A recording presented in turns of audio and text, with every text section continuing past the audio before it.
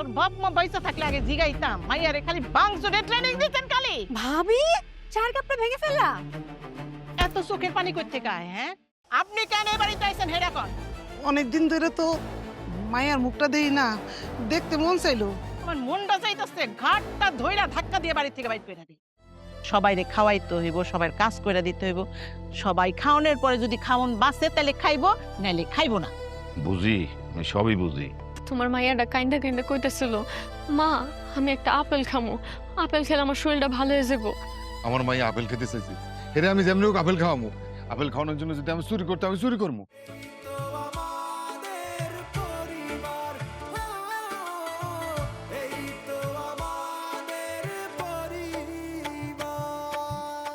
তুমি ছোট বড় মার ঘর ঝাড় দাও নাই?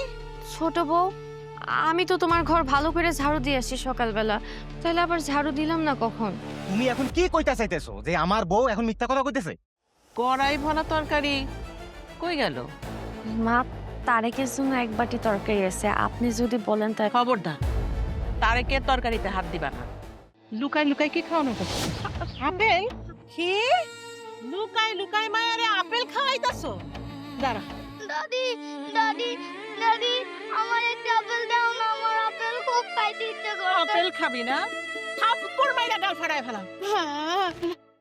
তুমি বাড়ি বেচলে আমরা থাকবো কই? দুদিন পরে সে এমনি মারা যাবে, অসুস্থ।